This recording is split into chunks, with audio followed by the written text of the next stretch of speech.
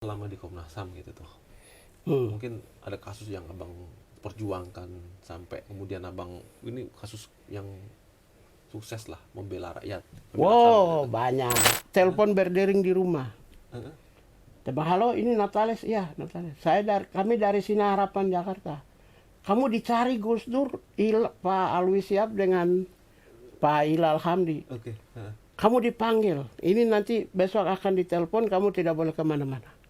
Begini pas saya angkat begini, dia bilang, saya Hilal Hamdi, Menteri Transmigrasi. Oke. Kamu kenal Gus Dur dari mana? Abang ini kan dari bawah banget, terus kayak mahasiswa, terus jadi ASN, terus jadi terakhir Komnas HAM gitu loh. Ada nggak sih rencana untuk pulang kampung jadi gubernur seperti cita-cita yang ibu sampaikan tadi?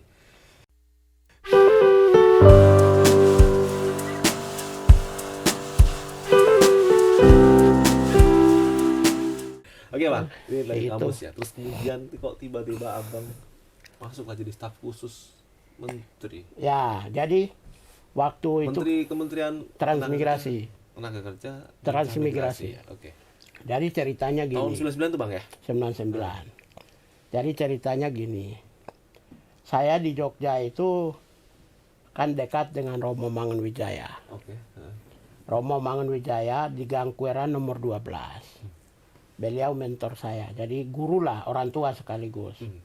Nah, dia adalah tokoh reformasi utama. Selain saya berpijak kepada beliau, juga saya adalah aktivis. Yang kita adalah yang berada dalam mesin perubahan. Karena itu beberapa kali Gus Dur ke Jogja, saya itu sering pegang Gus Dur. Oh, oke. Selalu bawa Gus Dur Ya, ada seminar di IAIN, terus wanita tama tempat gedung pertemuan kehutanan punya dan lain. Saya beberapa kali pegang Gus Dur. Oke. Dan saya tahu Gus Dur, saya jabat tangan, saya pegang. Jadi Gus Dur presiden waktu itu ya? belum, Oh, sebelum masih ya? reformasi. Masih, oke. Nah, setelah itu saya sudah wisuda. Nah, di Jakarta terjadilah proses politik. Proses politik maksudnya dari Habibie berpindah ke Gus Dur. Saya sudah pulang ke Papua untuk ya sebagai seorang penganggur di kampung halaman. Meskipun ya waktu tahun 99 ingat ya. Iya. Sebelum saya pulang ke Papua itu saya luncurkan buku di umur 20 tahun. Wow. Namanya Evolusi Nasionalisme dan Sejarah Konflik Politik. Disiarkan di TVRI. Jadi saya diterbitkan di Sinar Harapan oleh Aristides Katopo. Jadi saya itu penulis buku yang waktu itu ya orang bisa tahu Sabang Merauke. Sebagian yang nonton. Bukunya besar. Jadi judul apa bukunya dulu itu? Evolusi Nasionalisme dan Sejarah Konflik Politik diterbitkan di Sinar Harapan Jakarta 99 2000 lah. Oke. Setelah itu disiarkan di TVRI, orang banyak yang kenal. Saya kenal sebagai aktivis, tapi banyak yang dari Sabang sampai Merauke yang sebagian kenal saya karena faktor saya terbitkan buku dalam usia paling muda di Pustaka Sinar Harapan, salah satu penerbit terbesar di Indonesia waktu itu. Karena itulah meskipun demikian saya pulang kampung sebagai penganggur. Belum sampai 2 bulan ke 3 bulan tuh proses politik terjadi di Jakarta, Gus Dur jadi presiden. Baru Gus Dur meminta Al Hilal Hamdi sebagai menteri dengan Alwi Siap. Rupanya Alwi Siap itu beli buku saya itu di Sinar Harapan 1000 eksemplar. Baru Gus Dur, Alwi Siap dengan Hilal. Pak Hilal sebagai Menteri Transmigrasi cari saya itu setengah mati. Gak tahu jalan Tuhan, tiba-tiba telepon berdering di rumah. Tebak, halo, ini Natales? Iya, Natales. Kami dari Sinar Harapan Jakarta. Kamu dicari Gus Dur, Pak Alwi Siap dengan Pak Hilal Hamdi. Oke. Kamu dipanggil. Ini nanti besok akan ditelepon, kamu tidak boleh kemana-mana. Begini pas saya angkat begini, dia bilang, saya Hilal Hamdi, Menteri Transmigrasi. kamu kenal Gus Dur dari mana? Saya bilang, ya dia nggak kenal saya kenal dia. Saya sering pegang dia. Ya jadi minimal pegang tangan kan. Ya sudah, akhirnya kamu datang besok, kamu ada uang nggak? Ada, saya bilang. Oke, kamu bayar sendiri, naik, besok kamu datang ke ruangan saya. Langsung ke ruangan, dia bilang, ini SK sudah disiapkan, jadi staf khusus menteri. Jadi saya nganggurnya cuma 2 bulan aja, Jadi 2 atau 3 bulan. termuda juga. Ya, umur 21 tahun. Luar biasa nih. Jadi saya kerja di situ, karena saya staf khusus umurnya muda, ya testing pegawai kan formalitas. Ya kan siapa mau tolak kan, kita sudah berkuasa. Jadi saya jadi pegawai negeri sipil. Dalam perjalanan saya dapat jabatan sebagai jabatan di fungsional, di struktural. Ya sampai hampir 15 tahunan. 15 tahunan. Kalau hitung dengan di luar kantor Depnaker, Departemen Tenaga Kerja dan Transmigrasi itu hampir 18 tahun di pemerintahan. Sementara teman-teman saya aktivis yang sekarang mengklaim diri 98 itu nganggur sampai 14 tahun baru dari anggota DPR, jadi komisaris. Iya kan? Ada yang jadi, bahkan ada yang suka kritik saya itu. Yang suka kritik saya. Ya mungkin kalian tahu lah ya. Ya, yang ngelaporkan lah ya. Bukan. Yang suka kritik ngamuk-ngamuk ke saya itu 2020 baru jadi komisaris. Saya sudah pensiun 2017 di pemerintahan. Jadi kalau aktivis 98 tuh ya kamu begitu setelah reformasi kamu dapat manfaat di pemerintah, dipakai oleh negara, pemimpin atau tidak. Kalau kamu klaim diri aktivis setelah 20 tahun nganggur, 15 tahun nganggur, mau jadi apa itu? Itu klaim Anda itu diragukan. Oke Bang. Jadi 15 tahun mengabdi di sana ya di Pahang. Baru saya ke Komnas HAM. Sampai selesai. Setelah itu saya terus terang ya, saya kan di Komnas HAM itu nama saya setiap pernyataan saya di halaman pertama ya, di Tribun, Kompas, di media, di TV One ya. Nama saya naik lah karena faktor saya membela kelompok Islam. Kemudian faktor saya muncul performance saya di Komnas HAM. Saya itu ditawarkan oleh Prof. Jimli. Pigai, lo ini penting di Komnas HAM. Prof. Jimli baru satu-satunya waktu itu. Baru sekali datang ke ruangan saya. Dia yang datang. Dia bilang, kamu itu dibutuhkan di Komnas HAM sebagai keseimbangan. Keseimbangan dalam konteks membela semua orang. Kau maju lagi periode kedua. Dia bilang, Prof. Semua sih, saya membela sih saya senang Prof. Tapi Prof ingatnya, saya kan punya istri, saya punya anak. Saya selama kerja di Komnas HAM ini 500 juta uang simpanan saya habis. Jadi saya mau keluar untuk cari duit. Jadi sekaligus membela HAM di luar. Saya sambil kerja benar-benar banting tulang. Jadi benar-benar ngabdi untuk negara bener ya? Ya, jadi saya kerja itu benar-benar di Komnas HAM itu 500 juta uang saya habis. Terus terang.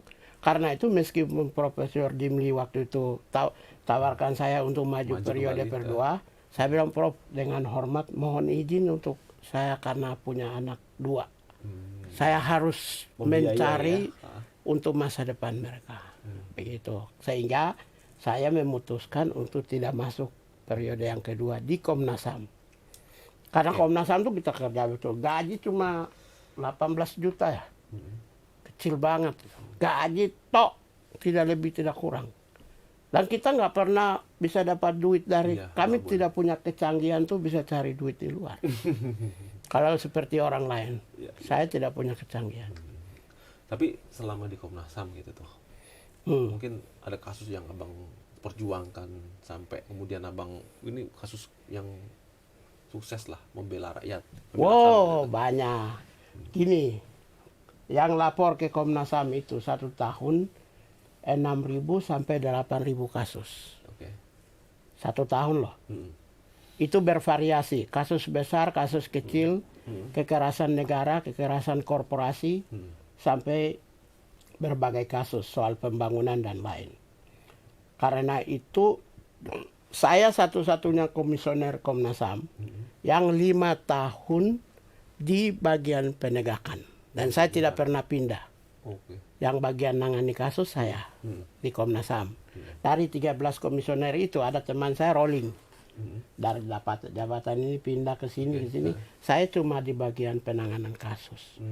Karena itu kalau dilihat dari 6.000 sampai 8.000 yang kita nangani itu terpotret hampir 3.000 sampai 4.000. Nah, kalau saya sudah nangani kasus sampai begitu, apakah bukan berbakti untuk bangsa dan negara gitu? Kasus yang abang ingat apa? Paling Banyak. berkesan. Satu aja, contoh. Kasus terorisme, kasus Jogja, Jogja tahu kan? Yang mana tuh, Bang? Cebongan. Oh, Cebongan. Ya. Cebongan. Terus kasus-kasus di Papua. Kasus ya misalnya di perusahaan Chevron Riau tentang bioremediasi itu sampai internasional. Sampai di Amerika, Inggris itu. Terus kasus Freeport yang 33 orang tertimbun. Oke, ya. Betul. Itu sampai presiden Freeport-nya, GM-nya itu kita copot semua. Jadi kalau gini mungkin ya ribuan lah. Kalau kasus mah banyak, Pak. Saya kan tidak perlu menjelaskan kasus satu persatu bahwa semua kasus, terus kasus Habib Rizik selama saya tangani di Komnas HAM tidak pernah ditahan. Apa bukan prestasi saya? Saya kan ketua tim pembela umat Islam dan Habib Rizik. Jadi sampai pada dia di Arab Saudi, sampai saya tangani, tidak pernah dia dikriminalisasi, ditahan dan dipenjara. Apa itu bukan berprestasi? Saya kan ketua tim, Pak. Bukan wakil ketua, bukan anggota. Jadi ya saya kalau menjelaskan terlalu banyak, Pak. Ada kasus tambang, misalnya 28 tambang mangan di Manggarai, di Flores kita hentikan. Jadi ya kasus-kasus banyak. Oke, Bang. Abang ini kan dari bawah banget terus kayak mahasiswa terus jadi ASN terus jadi terakhir Komnas HAM gitu loh. Ada nggak sih rencana untuk pulang kampung jadi gubernur seperti cita-cita yang Ibu sampaikan tadi? Ya, cita-cita Ibu itu bagi kami orang kampung di Paniai itu itu given. Itu given karena kami punya tradisi ribuan tahun. Kalau Ibu sudah mimpi, itu tidak akan pernah berubah. Jadi kalau hanya pada jabatan gubernur mah, itu mama saya sudah mimpi. Jadi siapapun yang orang-orang suka jealous kan, Natalis mau oposisi, kamu tidak akan jadi apa-apa. Siapa yang bilang saya tokoh utama Papua kok? Lo mau menolak saya? Nggak bakal. Islam saya juga adalah pembela Islam. Saya adalah pembela kemanusiaan. Saya juga adalah pembela rakyat Papua. Kalau semua sudah ambil, saya maju ke Papua, mau Merauke ke, mau Mekarkan ke di provinsi mana atau satu provinsi, saya itu harus dihitung. Karena itu ya kualitas saya apa jelek gitu di Indonesia ya. Jangankan itu kalau DKI Jakarta ada orang baik yang kalau Nusron Wahid yang jadi maju DKI pasti dia minang saya. Karena dia udah 2 kali ngomong ke saya. Ya maksudnya Nusron ya, saya ngomong Nusron Wahid. Karena dia 2 kali ngomong ke saya. Pigai, kalau saya maju gubernur DKI, kau wakil. Ya wakil. Itu DKI ya? Iya DKI, Papua, apalagi Papua. Dan 2017 kan Adi Aksa Daud. Adi Aksa Daud kan minang saya wakil gubernur. Wong di media-media dia sebut nama saya. DKI loh, Pak. Adi Aksa Daud. Jadi artinya kalau untuk pulang ke Papua jadi gubernur, itu bukan sesuatu yang luar biasa dan hebat. Nah, yang luar biasa kalau kita jadi wakil presiden. Kan gitu, kalau presiden ya kita harus rela lah, Islam lah. Tidak boleh kita juga ragu. Tapi harusnya kan gubernur dulu nanti, Bang. Tapi yang waktu itu enggak maksudnya luar biasa. Ya, Kan Tapi waktu pemilu sebelum pilkada sebelum sempat ya ngumpulin apa namanya dukungan gitu ya. Oh, 2017 saya kumpulkan KTP sampai 280.000 KTP. Bisa maju untuk independen sebenarnya. Ya, bisa maju tapi karena Oke. Pak Lukas dijadikan tersangka, terus ya Pak Lukas dikriminalisasi. Saya kan orang kemanusiaan, Pak. Saya tidak suka saya tidak suka melihat orang menderita. Karena itu Pak Lukas, saya, Yunus Wonda, Ketua DPR, Timotius Murib, Ketua MRP Papua, kami duduk sama-sama. Saya beritahu sama Pak Lukas, saya itu memang ambisi untuk jadi gubernur. Suku Bapak 1.200.000 suara. Suku saya 18 suara. Kami dua ini suku mayoritas di Papua. Me ya, Amung Suku Me. Kami dua ini suku mayoritas. Saya kalau maju juga bisa ngeri-ngeri sedap. Tapi orang menganiaya Bapak. Saya punya ambisi, saya tarik. Saya buang 280.000 KTP yang saya kumpulkan. Jadi silakan Pak Lukas maju. Tapi 2024 Pak Lukas, Pak Yunus, Pak Timotius, semua ya. Saya akan maju dan tidak akan melapor kalian. Sekarang saya ikhlaskan ambisi saya. Tapi berikut saya maju tidak akan datang lapor. Oke.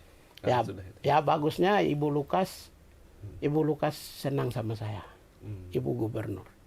Dia bilang kalau Pigai mah memang kita Tokoh apresiasi. muda lah ya. Kita apresiasi. Karena saya kan tidak pernah mengganggu pemimpin kan di Papua. Konsep saya adalah orang Papua tidak pernah bersalah. Tapi Yang salah adalah memegang remote control di pusat kekuasaan. Itu konsep saya. Karena itu orang Papua itu harus dibina, bukan dibinasakan. pakat itu. Ya, harus dibina. Oke. Tapi abang Kalau saya dibinasakan nggak apa-apa. Teman saya dari Sabang sampai Merauke ngamuk kok. Oke, siap. Tapi kalau yang lain, Bang, tapi abang juga pernah daftar untuk jadi pimpinan KPK ya? nah, Agak unik juga tuh. bro, itu 2 kali saya. Dua kali, serius berarti ya? Pertama coba-coba waktu saya masih di Komnas HAM, coba-coba begitu melaporkan mau daftar, saya kembali dari Sekretariat Negara, saya nggak serahin berkas. Itu pertama 2015.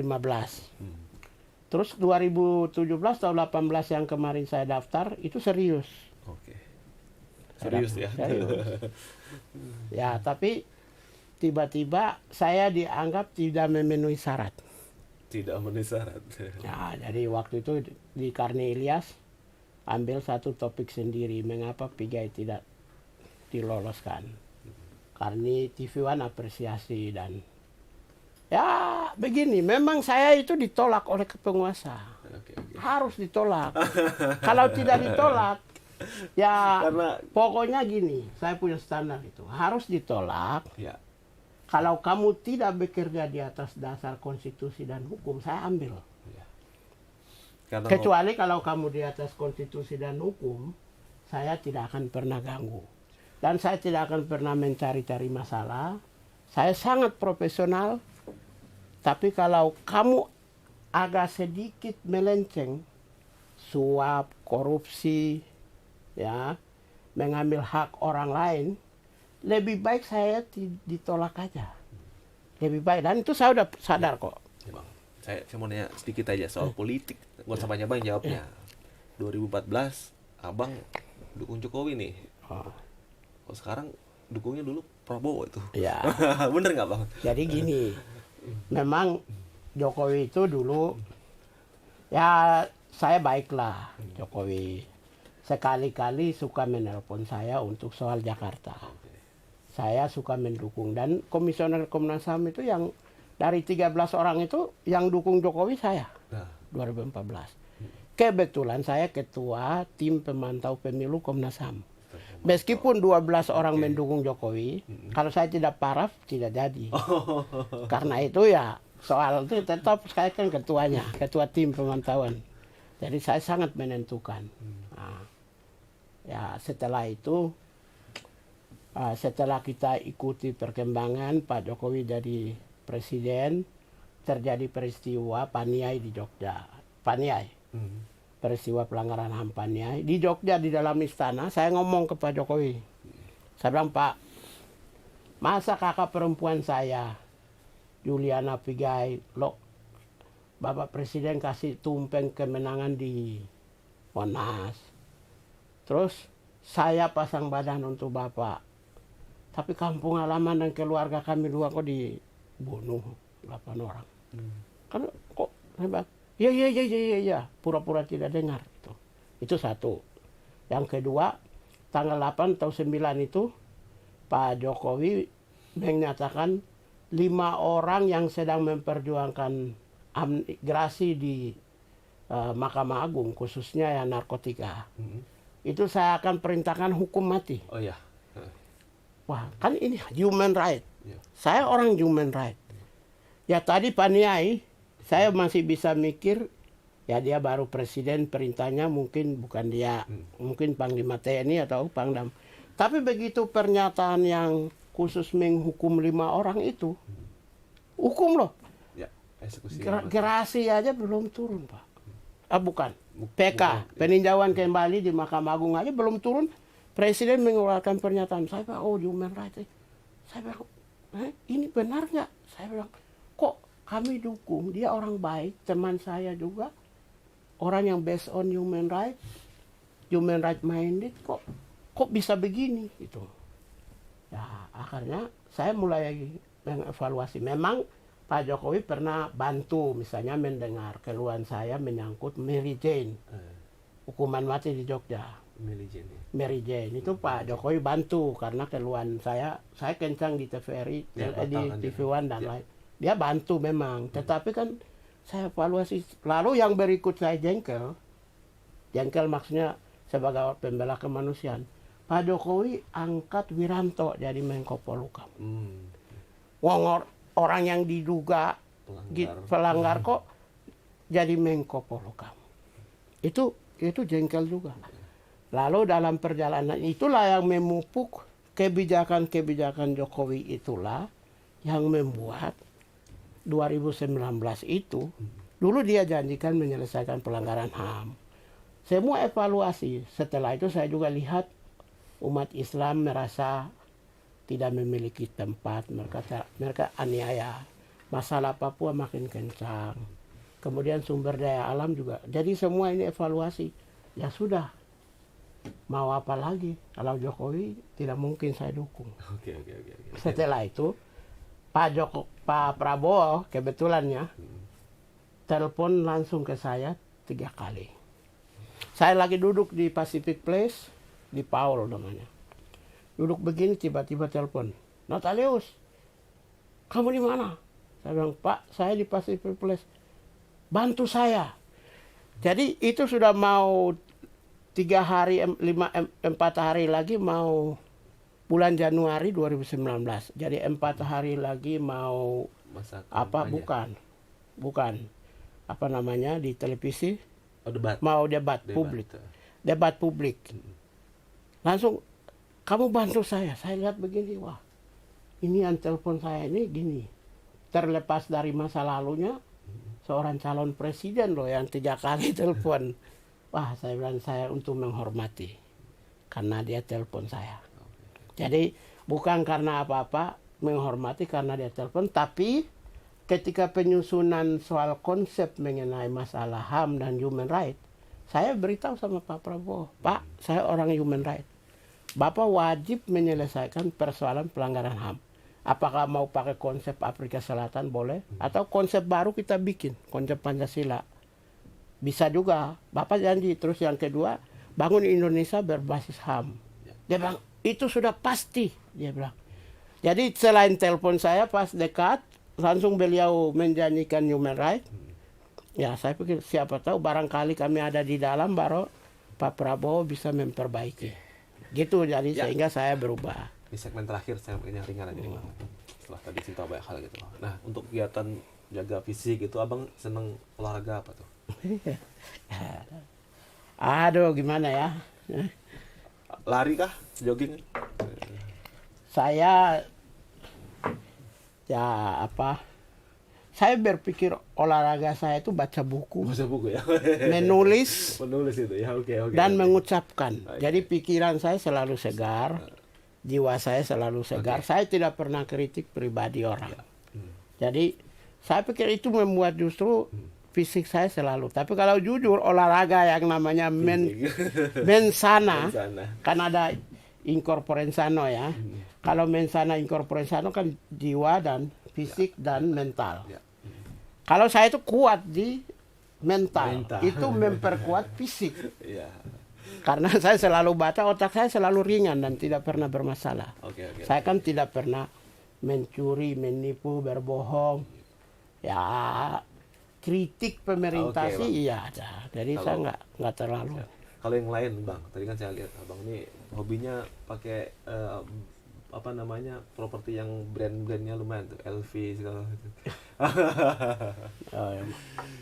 Gini ya, memang ada yang biasa lihat Natalis itu sigar, ya. Mobilnya Rubicon ya, tadi ada datang. sepatunya LV, gaya koboi, topinya koboi. Jadi gini, saya itu bukan asal pakai, Hmm. tapi ada visi. Oke.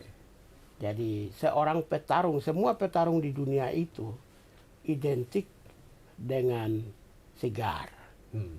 Semua petarung di dunia itu Ernest Che Guevara lah, Mussolini lah, meskipun perjuangannya berbeda, Karl Marx lah. Semua pemimpin-pemimpin hebat di dunia itu selalu identik dengan itu. Country boy. Saya kebetulan suka lagu country. Nah, jadi ketika saya sigar itu ada semangat memperkuat saya untuk meningkatkan sebuah jiwa sebagai petarung. Hmm. Itu memperkuat itu ya. Ketika saya pakai misalnya mobil saya, Rubicon, ya. Rubicon Rubicon. misalnya, itu kan saya itu viator mundi, penjelajah dunia dengan pikiran. Saya bisa menggambarkan itu sebagai seorang penjelajah dunia, gitu loh. Oke. Terus kalau misalnya kalau ada pakai sepatu branded, saya itu orangnya jalannya tidak begitu teratur. Sehingga saya mau sekali pakai itu untuk 5-10 tahun. Bukan 2 hari pakai, nanti minggu depan sebelahnya itu lecet atau apa. Nah, jadi kalau jam, saya suka jam dari dulu.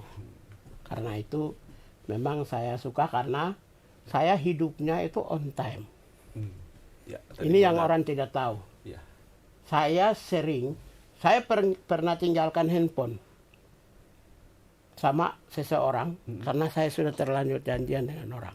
Oke. Kebetulan handphone itu iseng-iseng direbut oleh teman saya. Sudah saya tinggalin. Saya lebih baik pilih janjian. Oh. Itu satu. Yang kedua, saya pernah tinggalkan pacar. Saya pernah tinggalkan pengusaha. Saya pernah tinggalkan bupati. Karena? Bupati mungkin sering kali. Untuk Ya. memenuhi janji waktu tadi Ya, ya. karena tidak on time. Hidup saya itu on time. Jam 10.15, jam 10.20. Hanya sesuatu yang memang tidak bisa baru bisa. Gitu. Begitu. Karena itu jam ini penting. Wajib ya, Bang. Wajib meskipun kita bisa lihat di handphone. Ya. Tapi ini sudah simbol. Ada simbol. Simbol dengan identitas saya adalah identitas on time. Identitas saya adalah kalau setiap kali saya keluarkan kata 5 tahun, 10 tahun, apalagi janji 5 sampai 10 tahun, Anda boleh tagih. Dan saya tidak pernah janji yang palsu sama orang, maka riak-riak publik soal-soal begini ke saya hampir nyaris tidak ada. Ya. Oke, Bang. Ngobrolnya cukup panjang. Waduh. Ini belum ngomong-ngomong soal yang kritik. Ini kita ngomong di sisi lainnya. Yang aspek lain aja. Aspek lain. Tapi Lain ya kali- orang harus belajar membesarkan anak sendiri. Betul. Dengan keluar sebagai juara. Betul. Sekolah di Sepakat. jauh-jauh. Dan Sepakat. biaya sendiri. Gitu. Ya, oke. Tribuners, demikianlah kita ngobrol santai dengan Bang Natalis Pigai. Semoga apa yang sudah disampaikan tadi menjadi inspirasi untuk kita semua. Ya, makasih banyak. Terima kasih, Bang. Tribun Bogor, Tribun Indonesia. Tribunnews.com juga. Tribunnews.com. Semoga sukses. selalu Semoga bersama kita, Bang. sukses, jaya, banyak orang ikut, banyak orang nonton. Karena Tribun ini sudah cabangnya di mana-mana sehingga berita pun hal-hal real di lapangan. Oke, kalau gitu Bang. Terima kasih. Sampai berjumpa lagi Bang. Mari. Ya. Terima kasih sudah nonton. Jangan lupa like, subscribe, dan share ya.